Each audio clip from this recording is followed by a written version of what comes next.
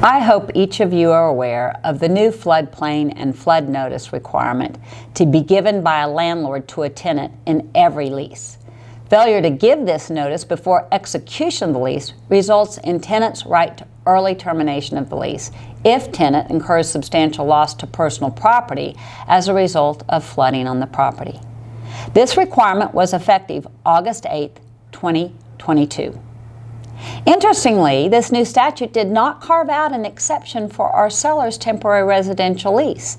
As a result, the buyer, who is landlord under the seller's temporary lease, must give notice of the condition of the property as to floodplain and flooding on the property to the seller, who is the tenant under the same lease, before executing that lease. At the point this lease is executed, it's most often at the time the contract is executed and long before buyer has received any information or done any due diligence as to the property condition. The Seller Temporary Leaseback form was amended to address this requirement, and a separate disclosure form was approved for the required disclosure. Paragraph 23 of the leaseback reads, it's titled, Landlord's Floodplain and Flood Notice pursuant to Section 92.0135 of the Texas Property Code. Landlord has delivered to tenant Landlord's Floodplain and Flood Notice, TREC Form Number 5400, or other compliant notice. Now, TREC Form Number 5400 has the buyer, or now landlord, check a box, is or is not aware that the dwelling is located in a 100-year floodplain, and is or is not aware that the dwelling has flooded at least once within the last 5 years. Presumably, when this lease is executed, buyer will not know the information, so he can check not aware. However, I suggest before the buyer checks those provisions, he or she reviews the seller's disclosure notice for any information that otherwise informs buyer. In reality, however, there is not much recourse against the buyer/landlord for failure to give the notice.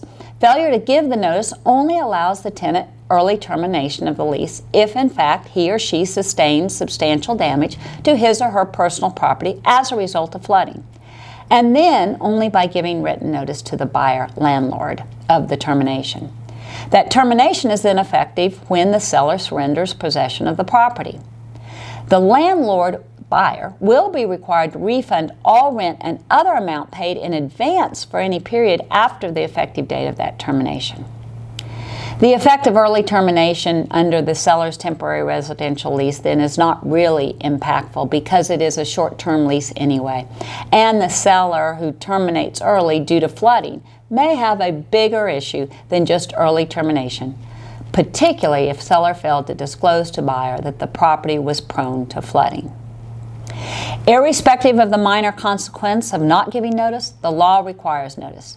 Hopefully you have replaced any templates you are using for the Seller Temporary Residential Lease with the new form, which has this mandatory notice as of August 8, 2022, along with the disclosure form TREC 54-0. As always, I hope this podcast was informative and useful.